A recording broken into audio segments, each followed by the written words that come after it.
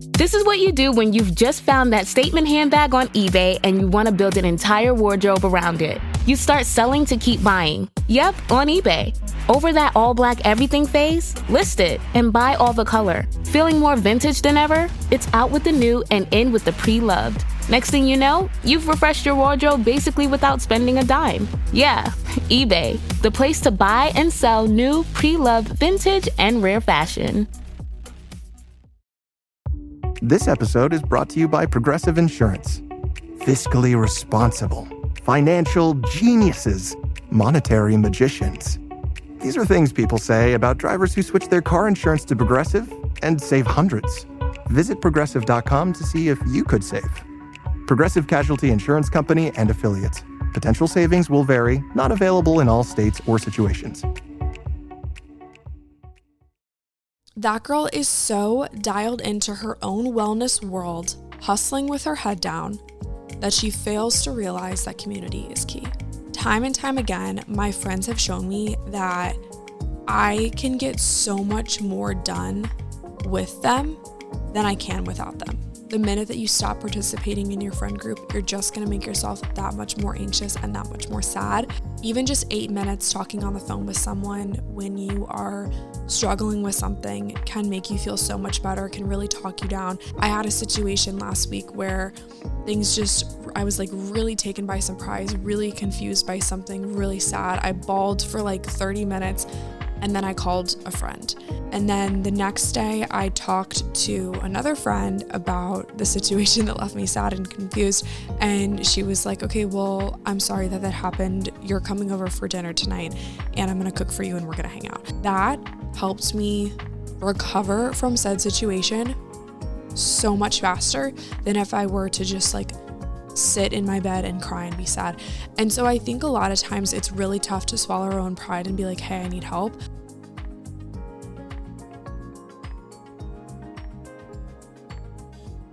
Hey guys, what's up? Welcome back to the show. Thank you so much for clicking on today's episode. My name is Lily. I'm your host, and you are listening to 80/20. This is the 6th episode in the That Girl versus This Woman series. And I first and foremost wanted to say thank you guys so much for all the love on this series. I know that you guys are really, really enjoying it, and that makes me so happy because this series is really I would say like a turning point in the podcast, and I definitely feel a shift, and you guys feel a shift too. And it's just really cool to see all the positive feedback on the series and just really feel like for the first time this show is like truly making a difference. Like I know that I've gotten DMs like before this series was live, but I truly just feel like you guys are resonating so well with this series. So thank you so much for just listening and trusting me with your Thursday mornings or whenever you listen to the show. And I'm so happy that you make the show a part of your weekly routine. So thank you. I also wanted to say a huge thank you for all the support on the launch of Deserts to Mountaintops Volume 2. If you guys have not heard me talk about that yet, I released a chapter in a book, and it is called Deserts to Mountaintops, Choosing Our Healing Through Radical Self-Acceptance. And my chapter was titled, I Am Your Friend Too. And that chapter is kind of the inspiration for this series, and more specifically this episode. So if you haven't read the chapter, you definitely should. You can get the book on Amazon, and I'll have it linked in the show notes for you guys. But yeah, that chapter was really an inspiration for today's episode, which is how to find and maintain healthy female friendships in your 20s. And I cannot wait to talk about this because this is probably the most asked question ever. Like just ever, period. In my DMs, in the podcast email, in like literally everything. It's how to make friends in your 20s and how to maintain friends in your 20s. And not just friends, but like truly like sister level friends. And I'm super excited to talk all about that today. Last week we did a guest episode, and then the week before that I didn't post because I was transferring podcast platforms, and it just was going to be like logistically not a good idea for me to post something.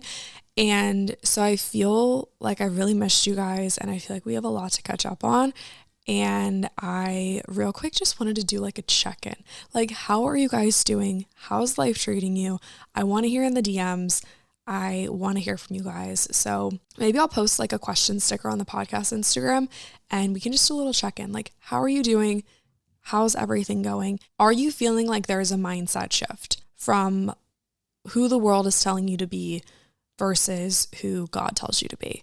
Because I am feeling such a shift. Even just doing this series, like writing the episodes every single week and truly in it with you guys, like we are really, really in this journey of self-transformation and just, I feel like truly like a little caterpillar turning into a butterfly. And I know that sounds like so cliche, but I really just feel like we are learning to flourish together, and that makes me so happy. So how are you guys doing? I want to hear from you. Let me know on Instagram. I want to talk.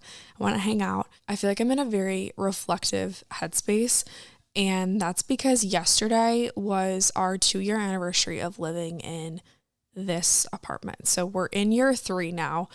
We didn't originally think that we were gonna live here for this long, to be honest. Like I live with my sister, and we just kind of came to like the general consensus, like we finally feel at home someplace. So like, why would we leave? And this feeling of feeling at home came at such a good time because I knew that I was going to record this episode.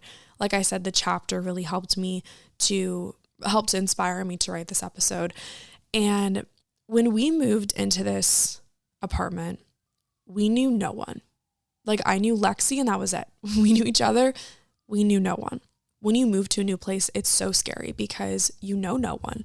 And a lot of times I've noticed at least that people move for a job. And when you're moving for a new job, it's really hard to prioritize community. I think it's so crazy how so often people move for jobs. Like people will literally uproot their life for a job before they uproot it for a person, or before they uproot it because they need to be closer to family. Like it's always about the job. And I get that because like job, your career, you got to make money somehow, you got to live. But oftentimes when you move to a new place, it's for a job. And that's exactly what I did. I moved here for a job, knew no one, had no community, and I didn't prioritize community because I was working too hard at my job. Obviously, I never want to tell you not to work hard, but community is truly so much more important than extra hours at the office ever will be. It took me probably like 8 to 10 months to realize that I'm not supposed to be lonely. That being lonely is only making my depression worse, making my anxiety worse, making my panic attacks worse. And eventually I convinced some people to be my friends, and I finally felt like I had a community here, and that changed absolutely everything. So through today's episode, I'm going to share with you guys how to establish friendships and then how to maintain those friendships, specifically with your female friends, because I love my guy friends, absolutely adore my guy friends, but there's just something so special about female friendships, about having a sisterhood with other women. We just get each other on such a deep level. And when you could find girls that can support you, that can cheer you on, that can just help you do life gets so much better. And like I said, love my guy friends, but this one is for the girls, about having your girls. So before we get into all of that, I did make a comparison chart. Okay, I got my that girl versus this woman comparison chart, and we are going to compare the that girl perspective on friendships to the this woman perspective on friendships. So that girl has a very narrow vision of friendships. The that girl trend in and of itself is pretty self-absorbed. It is focused on my habits, my lifestyle, my to-do list.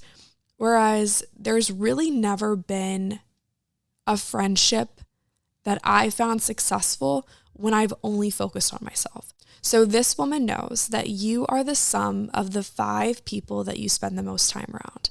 So she chooses people that call her higher, that are intentional with the things that they do and say around each other, with people who are truly high quality people that will make her life better. And that makes a much bigger impact than the hyperfixation on my lifestyle, my habits, my to-do list. That girl sees friendships as very surface level. Maybe she even craves being alone or being independent because the world tends to tell us that we're better off alone. This is a trap that I fell into so fast, like so fast. And when you listen to the idea that you need to be super independent, that you need to be alone, It's common to hear people say, like, take yourself on a date yourself. If you want something done right, you should just do it yourself.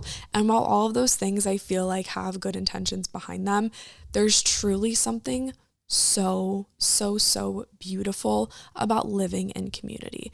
And I know for me personally, like, there's never been a time for me where being lonely made me better. There have been times where sitting in solitude has been helpful, but only for a short while. And that short while allowed me time to be reflective, to re-energize. But being lonely, truly being lonely and exiling yourself from society, from community, from your friends, only ever leads to more hurt than help. A couple statistics here. 1 in 4 people feel lonely. Loneliness is sometimes more deadly than smoking 15 cigarettes per day. I don't necessarily know exactly how that translates, but it's as damaging to your health as smoking 15 cigarettes per day. That's crazy. Members of Gen Z, so typically the people listening to this podcast, report feeling lonely more than any other generation. We typically feel more lonely because of overstimulation, social media, and a dependency shift. And we lack real community because we think that we can find something similar on social media, which is somewhat true, but nothing beats that real human connection. Nothing beats sitting around the dinner table with your best friends, just like laughing over takeout. Nothing beats the feeling of grabbing a cup of coffee with a friend that you haven't seen in a while. Nothing beats the feeling of going and picking your girls up and being like, we're going out for a girls' night. Like, literally nothing beats that. And I so love social media and so love the phone for the fact that we can connect with people all over the country, all over the world. But truly, there's something so deeply special about living in community with the people that are closest to you in proximity. That girl is so dialed into her own wellness world, hustling with her head down, that she fails to realize that community is key. Let me say that again. That girl is so dialed in, hustling with her head down, so focused on the dream, that she fails to realize that community is actually key. Time and time again, my friends have shown me that I can get so much more done with them than I can without them. There's this video on YouTube. I want to see if I can try to link it in the show notes for you guys, but it's called The Power of Two. And it's this motivational guy, and he's talking about how I think it's a Bulgarian horse. Let me just pull it up because I just need you guys to hear this. All right, you got to skip to the middle of the video, but it's a good one. This horse has the ability, like, this is just a general horse. We ain't talking about the more powerful one. 7,000 pounds. Are you hearing me? 7,000 pounds. It can pull on. All right, so he goes on to talk about how the Belgian horse can pull 7,000 pounds by itself. But then when you put 2 of these horses together, they can actually pull 25,000 pounds. So not just 14,000 pounds, 7 and 7, they can pull 25,000 pounds. So just a good little metaphor there about how the power of 2 can be so much more powerful than the work that you could do alone. So that girl has a very hyper-fixated mindset on her own goals, her own to-do list, her own interests. She's grinding with her head down, and she fails to realize that with a good community, she could pull so much more weight. She could do so much more. But this woman knows that. So first, we're going to talk about how to establish friendships, and then we're going to talk about how to maintain these friendships. So first and foremost, where to find friends. Plain and simple, where the heck do you find friends? Maybe you're living in a new city. Maybe you are living in the same city and you're like, dang, I really need to surround myself with people who call me higher. That's a very real thing. It's very, very real to outgrow your friendship, so that's okay. If you're currently in some friendships where you're just like, I feel like I just don't really resonate with these people anymore, that's okay. You're allowed to outgrow certain people. And that just means that you've grown as a person. Maybe they've changed as a person. Your interests have changed. That's okay. It's okay. So no matter what your situation is, I don't really think that there's anyone who's ever said, I've had enough friends, I'm good. So I think that we can all kind of benefit from these tips and tricks, even I can. So where to find friends? You have to really go out and do things that people who you might want to surround yourself with are doing. Oftentimes that's going out and doing things that you like, because the people who are potentially going to be your friends are probably people who are already doing things that you like to do anyway. So you have to find common ground somewhere. So maybe it's a friend who you meet in church. Maybe it's a friend who also works at a coffee shop that you like to work at. Maybe it's a friend in a workout class. Maybe it's a friend who you see walking their dog in your neighborhood all the time. Maybe it's a potential friend that you meet at one of your hobbies, whether that's like a run club or a book club, pickleball, yoga, crafting classes, cooking classes. Like, you really just have to start placing yourself in places, in activities, in things that people you might want to hang out with are going to be at too. I might have told the story before on the podcast, but one time I met a friend and we met at a bar. Actually, a lot of my friends that I know now, we've met at bars, but it's one of those things where like you meet at the bar and then you bond over not wanting to be at the bar. And you're like, wait a second, we should be friends because neither of us want to be here right now.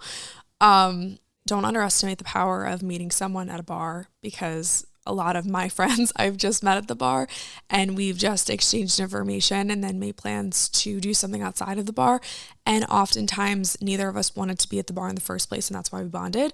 Another one of my good friends, she actually came up to me at a coffee shop and was just basically like, hey, we should be friends. I'm like, sweet, sure. And so I think that you really just have to be bold. You have to be brave. It's really scary to go up to someone and be like, hey, you seem cool. It's almost like dating to some degree. Like, making friends is kind of like dating, and it's a little awkward at first. You got to kind of test the waters. You're not sure if you can trust them. You're not sure if they're really into the same things that you are. But just kind of giving it a go and knowing that at first it's low commitment. Like, you don't have to become best friends just like that. You can ease into a friendship. You don't have to give away all your secrets all at once. You don't have to trust this person wholeheartedly all at once. You can ease into it. And so somehow find common ground at some sort of location, even if it's the neighborhood clubhouse, pool, or the bar, like I said, or maybe a restaurant or whatever it is. Find common ground. Another cool way to make friends is through other friends. So if you meet one friend, oftentimes you're going to like their friends. So be the friend who networks, be the friend who introduces people. I have a couple friends in mind who are so good. Like, some people are just such natural, gifted networkers that they love to connect you with people. And I love my friends that connect me with other friends because they're so good at it. And they're like, hey, you know what? You like this, you should meet so-and-so. And they're just so good at it. And it's the coolest thing. So if you have a networking friend, give them a little bit of extra love because they just do the most and they're the best.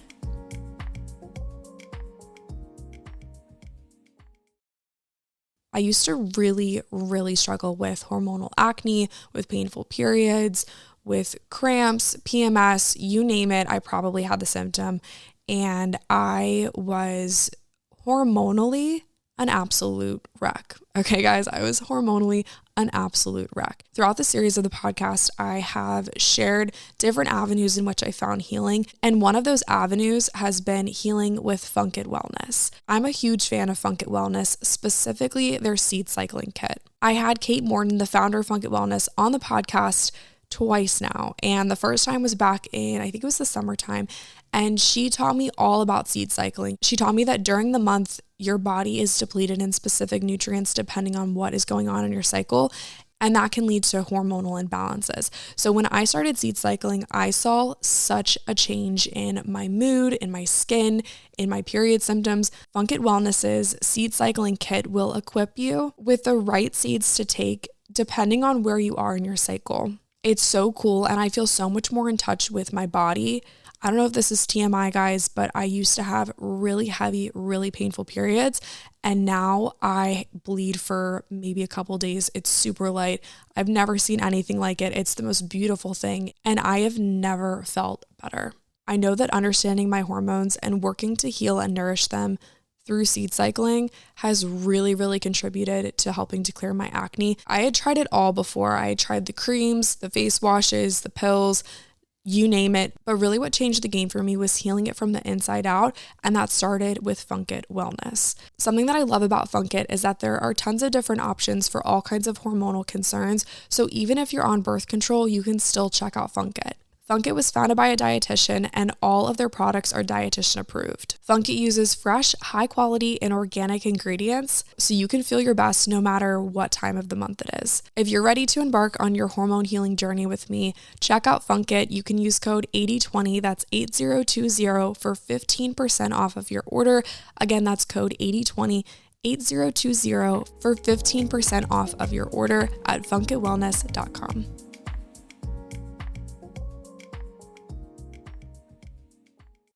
This is what you do when you've just found that statement handbag on eBay and you want to build an entire wardrobe around it. You start selling to keep buying. Yep, on eBay.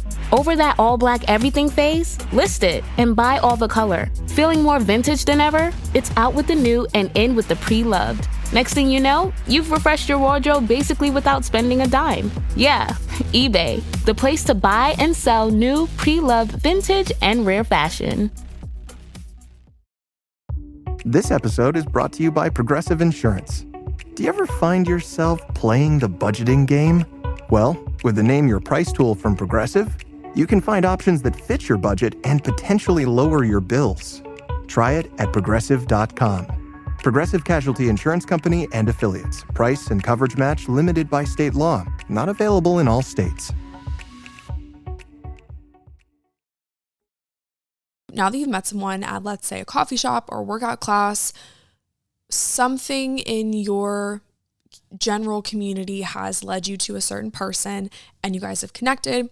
How do you initiate this friendship? First and foremost, it's important to keep in mind that most people find initiating a friendship one of the toughest parts about making friends. And that's probably just because it's awkward, it's a little scary, it's a little bit intimidating. And like I mentioned before, it's kind of like dating. And you're like, hey, this girl seems really cool, but I'm not really sure if she like wants to be friends, or, you know, she seems nice, but like maybe she could be kind of mean. Like you're just not sure. That's okay. You don't know this person. They're a stranger. It's okay to feel a little bit intimidated. But you have to build that connection, and it's not going to happen right away. Very few times in my life have I met someone and right away I'm like, oh my gosh, you are a for lifer. Like I can think of maybe like 1.5 people that I've met ever in my life where I'm like, we connected so fast. This is so cool. We are just going to be tied at the hip forever and ever and ever. Like it's a very, very rare thing. And I think when that happens, you got to hold on to it. But oftentimes that's not how it's going to happen. So you just have to trust the process, trust that you're going to build a connection, and trust that it takes time. You have to go out of your way to be nice and start a conversation and be the type of person that asks and invites and asks and invites and asks and invites and asks and invites, because you're not going to necessarily get a yes right away. But remember not to force it. Like if you guys go get coffee, this literally sounds like dating advice. If you guys go get coffee and it's a little bit like, oh, like you're cool, like, you know, I saw you in yoga and we could be friends. If you get coffee and you guys don't really connect, that's okay too. You're not going to be best friends with everyone, but it's cool to get to know someone. It's cool to grab coffee with a new person. It's cool to just start to initiate some sort of friendship. It's still fun to just meet people. And I think too, you also have to respect yourself and know that if you've reached out a couple times and this person just doesn't really seem that into being friends, don't take it personally. Don't force it. If it doesn't click, it doesn't click, and you'll find your sisters eventually. But you should never beg anyone to spend time with you, and you should never have to feel like anyone's like third string friend. You know, you should always feel like a priority when you're with the people that you're in front of. And if for some reason you don't, you definitely need to reevaluate what your role is in this friendship. So if you've explored some friendships, you've met some people, you're starting to feel like you've got a good group, you need to maintain these friendships. There's something so special about my female friends, and I think that that's just because of the fact that girls get so deep with each other. Like we We get emotional, we get deep, we sit around and we just let each other talk. And my friends that let me talk and my friends that just listen are some of my favorite people in the whole world because, and you know, roles reverse, like I do the same for them. But I truly feel like my friends who have helped me overcome major obstacles in my life have quickly become more like sisters just because we really bonded over that shared experience. I really just so appreciate my female friendships for the fact that like we just get each other on such a deep level. And that's something that, like I mentioned before, I love my guy friends, but like the guys just don't understand what it's like to be a girl. And so that's why I just adore my girlfriends so much. And so when you find good friends, you got to maintain those friendships. You got to keep those good friendships. So how exactly do you do that? First and foremost, I think it's important to understand that one friend can't be your friend for everything. You need mentor friends. You need fun friends. You need mom of the friend group friends. You need organizational friends. You need the friend who documents everything. You need the party friend. You need the friend who listens. You need the friend who gives the best advice. You need the friend who's kind of practical. You need the friend who's kind of more of a dreamer. Like there are so many different roles that people can fill in a friendship, and one person is not going to fill them all. And that's why it's so important to have a group of friends, to have a community, and not just one single friend who you think is going to be able to fulfill many different roles. Ultimately, I think that when you understand someone's strengths, where you understand where they fit into what role in your life, you can then in turn be a better friend to them, and you can just kind of like nurture your friendship more because you can be like, oh, I have this specific issue. Let me go talk to so-and-so about it. And they'll just feel so just delighted and happy that they get to be a part of your life in this specific way because that's an area that they're really good at, you know? I wrote about this in my chapter a bit, but for me, the importance of friendship really came into play when I was really going through a lot of anxiety, a lot of disordered eating, and a verse that comes to mind is Proverbs 12:25. Anxiety in a man's heart weighs him down, but a good word makes him glad. And I really clung to that verse when I was going through a lot of darkness because I just kept saying to myself, like, don't let yourself be lonely. I know it's so easy to be lonely when times are tough and when you're not in the best mental state, but don't let yourself be lonely because the minute that you cut your friends off, the minute that you stop participating in your friend group, you're just going to make yourself that much more anxious and that much more sad. So anxiety weighs a heart down, but a good word cheers him up. So anytime I was going through something, I would call a friend. And I saw a reel pop up the other day and it said, even just 8 minutes talking on the phone with someone when you are struggling with something can make you feel so much better, can really talk you down. And I'm not sure the exact statistic, but it was like it can save you like hours worth of pain and anxiety. I had a situation last week where I was like really taken by surprise, really confused by something really sad. I bawled for like 30 minutes and then I called a friend and then I called another friend. And then the next day I talked to another friend about the situation that left me sad and confused. And she was like, okay, well, I'm sorry that happened. You're coming over for dinner tonight and I'm going to cook for you and we're going to hang out. And having those two friends that were able to just kind of like talk me down on the phone, and then having that friend say to me, you're coming over for dinner, you're not allowed to be sad or you're not allowed to be alone, that helped me recover from said situation so much faster than if I were to just like sit in my bed and cry and be sad. And so I think a lot of times it's really tough to swallow our own pride and be like, hey, I need help.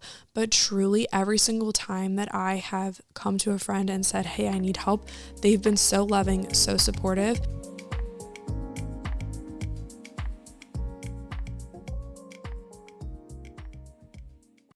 Earning your degree online doesn't mean you have to go about it alone. At Capella University, we're here to support you when you're ready. From enrollment counselors who get to know you and your goals, to academic coaches who can help you form a plan to stay on track. We care about your success and are dedicated to helping you pursue your goals. Going back to school is a big step, but having support at every step of your academic journey can make a big difference. Imagine your future differently at capella.edu.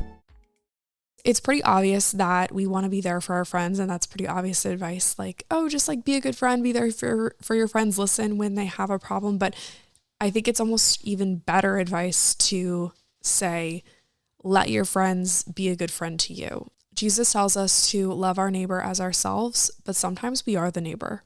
Sometimes we are the person that needs to be loved on.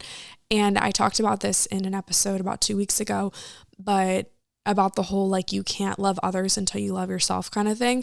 And I just think that that's so wrong. Like, I think that that is so far from the truth, because when you receive love from outside sources, you get a really cool demonstration of what it means to be loved, of what love is supposed to look like, when oftentimes if we don't love ourselves, if we can't love on ourselves in this moment because we're going through something, we have a skewed depiction of what love should look like. But when we reach out to people, when we let other people love on us, it makes life so much easier. When we think about the that girl trend, it's very self-absorbed. It's very, I don't have time for this. I only have time for my workout routine. I don't have time for this. I only have time for my to-do list. I don't have time for this. I only have time for my habits, my lifestyle, my whatever, my green juice, my dinner. Like, it's all so focused on ourselves. But when we shift the focus to other people, when we shift the focus to living in community, truly living in community, letting people into the darkest, saddest parts of ourselves, life gets so much easier because you're not doing it alone. We were not meant to do life alone. Another important part of maintaining friendships is to be intentional with your time together. So I think it's really important to be intentional with the activities that you guys are planning to do together. So particularly in your female friendships, what are you guys doing that enhances your friendship, that calls you higher? Are you doing a paint night? Are you doing a girls' wine and cheese night? Are you doing a Bible study? Are you doing some sort of hobby like pickleball? Or are you just sitting around and gossiping? I love my female friendships because we get so emotional and we talk about so much, but there's a very fine line between talking about our emotions, processing the things that are going on in our lives, and gossiping. Be intentional with your conversations. Talk about ideas. And if for some reason the conversation starts to trickle into gossip territory, which is talking badly about other people, talking about business that isn't really yours to share, I would highly encourage you to just shift the conversation back towards the two of you, or shift the conversation to more of something, just anything but other people. There's a quote by Eleanor Roosevelt that says, "Great minds discuss ideas, average minds discuss events, small minds discuss people." So make sure that you are falling into that great mind category and discussing ideas, discussing big things, having big talk, not small talk.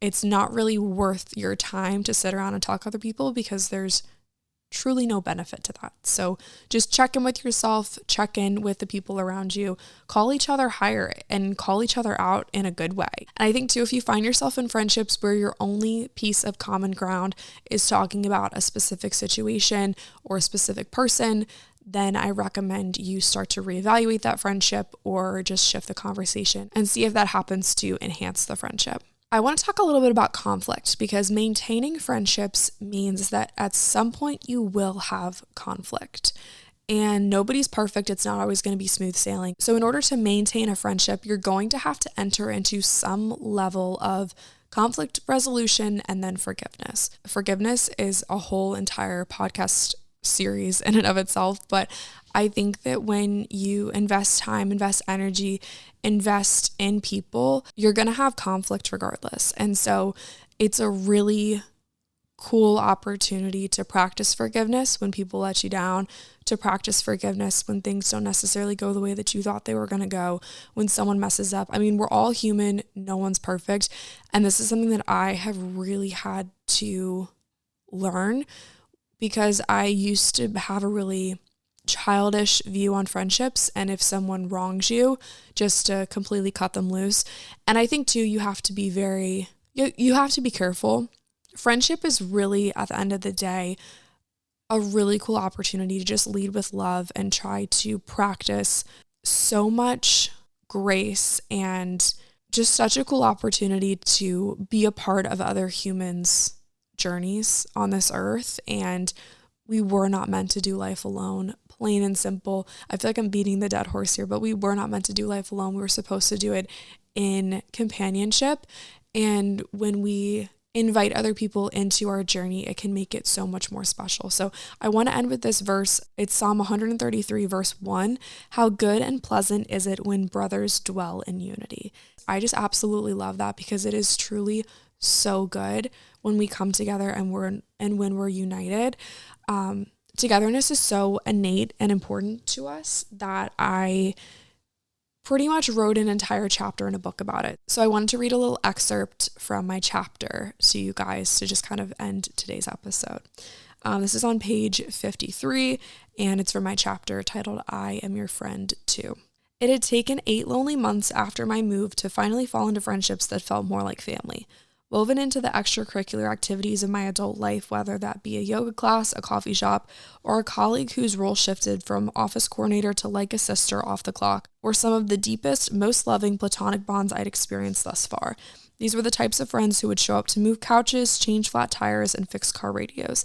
They were the friends I could call at midnight during the middle of a crisis, or ones who would be on the other end of the line in the morning with advice. Friends who played along with my motivational sticky notes and always had a pep talk or a party at the ready. They raised the bar on what it takes to qualify as a friend of mine. Finally, it felt like I had a team in my corner. The time we spent together was good for the soul. We unraveled the highs and lows of our days over wine, kombucha, or whatever was flowing. The kitchen floor creaked as we danced to Chris Stapleton or disco lines, depending on who was in attendance. Laughter bounced off the paper-thin walls and echoed through the condo. It was always the contagious kind, where voices kept piling on jokes until laughter slipped into silence because it was just that funny. These were the moments when my fears faded. These friends showed up for the fun, for the laughs, for the togetherness, and for each other. There were no prerequisites to these friendships. They never asked me to fix anything about myself before I was accepted. In fact, some of the things I was so discouraged about, my emotions, my gentleness, my sensitivity, were identified as strengths, not weaknesses. I was encouraged to pursue my passions instead of putting them on pause. My light grew brighter for the things that I loved, and for the first time, I had nothing to prove. That was the easiest couple paragraphs to write. I'm not sure if I read that excerpt in the podcast yet, but it's one of my favorites because it was the easiest to write, because it's just so happy. Like, truly the visualization of like us sitting in, like, I'm in my living room right now recording this podcast, and like I can just see, and reading that just takes me back to like truly pulling out the guest room mattress, putting it on the floor, watching a movie on the TV, and just like laughing until we got a noise complaint, or laughing until someone was like, all right, I actually need to go to bed. And it was just so special. And so I just hope that everybody finds friendships that are so deep and so loving and just so encouraging and beautiful, and let this be a reminder that you deserve good people, and let this be a reminder that you deserve a sisterhood that makes you laugh until you cry, that picks you up when you're down, that leads with love and calls you higher, and know that you are so worth it. So find those little pockets of friendship in your life. Seeds always grow when you tend to them. So plant those seeds of friendship, lead with love, and watch them grow.